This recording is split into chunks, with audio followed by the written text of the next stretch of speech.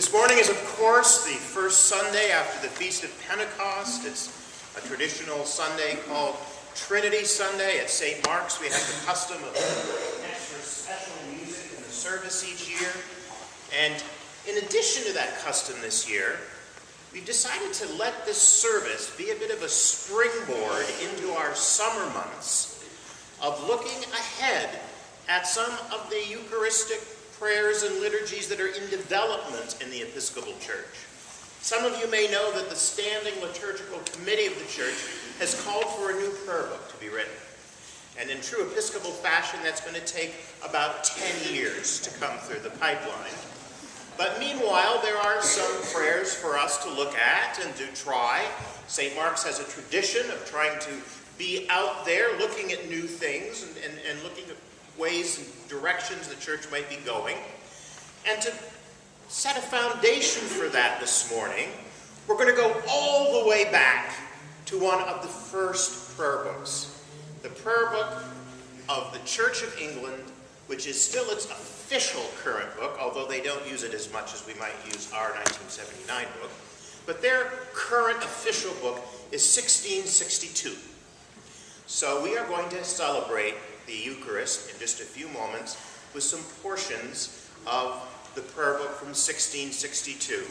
And then next week and throughout the summer months, we'll be looking ahead to some of the very contemporary liturgies that are being presented for us. And I think after we go back and steep ourselves in the earliest of the prayers, we'll really appreciate how far we've come and how the liturgies of the church have evolved over the years and brought us to where we are today and where we might be going.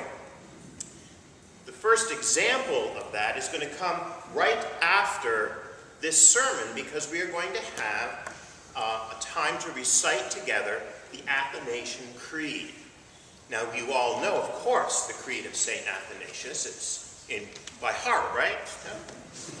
Well, we know we have the Apostles' Creed and Nicene Creed, which is the one we use most of the time.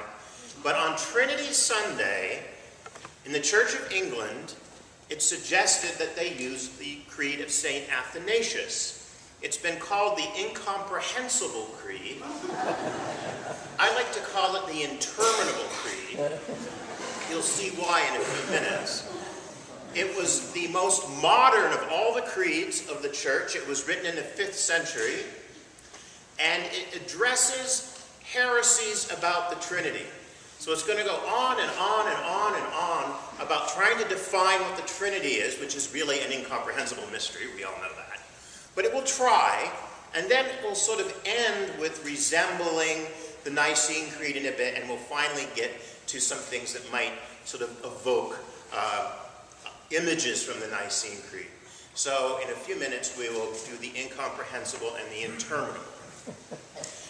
Before that, I want to share just one little story with you. And it's a story about looking to the past and looking to the future.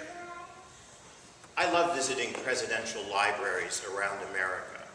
Yesterday I had a chance to go up to visit the William McKinley Library in Canton. Getting on their website, I couldn't figure out why they would have a robotic dinosaur welcoming children to the McKinley Library. What in the world, what is the comparison between William McKinley, our 25th president, who I believe died in 1902, with robotic dinosaurs?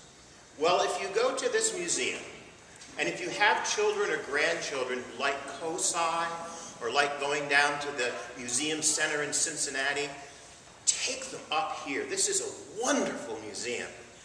McKinley was all about innovation, industrial revolution, education, looking ahead in life.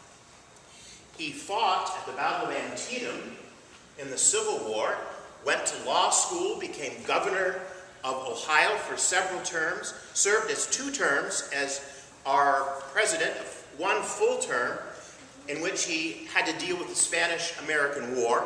And then in his second term, just 6 months into his second term, he was assassinated at the World Fair in Chicago. And so when you go to this museum, it's all about the history of Ohio, the history of the past, the colonization of the frontier, moving up into the 20th century. Then there's a planetarium and a children's discovery center full of things for children to do, and they're welcomed by a dinosaur as they walk in. But this dinosaur, this robotic dinosaur, isn't like the kind you'd see at Disney World. It looks like it, but they've taken the side off it so the children can see how it works. Because it's all about, for McKinley, it was all about understanding the technology and the Industrial Revolution.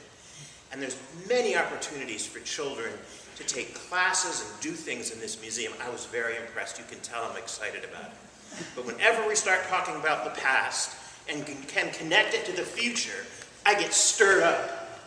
And so that's where I am today. Let us celebrate as Episcopalians where we've been as a church and how far we've come from the days of struggling with the incomprehensible, interminable, which Christopher is going to bravely lead us through in just a moment, and how we can look ahead to the future and apply our worship life to build our community, to build that beloved community in our world, to usher in the kingdom of God more nearly as God would have it be. Amen. By the way of an historical note, President McKinley was assassinated on September 6, 1901, at the Pan American Fair in Buffalo, New York, not Chicago, as I mentioned in the sermon. Please consider this an invitation to explore the history of America and the lives and times of our presidents through the many fine historical sites that are dedicated to this purpose, not only through the National Archives Act, but through counties and states around our nation. And as with the McKinley Presidential Center, they're also a place that many are very welcome to children, and to not only giving them a sense of history, but encouraging them in the spirits of many of our presidents to look ahead into the future, and you may be surprised at what lies around the next corner.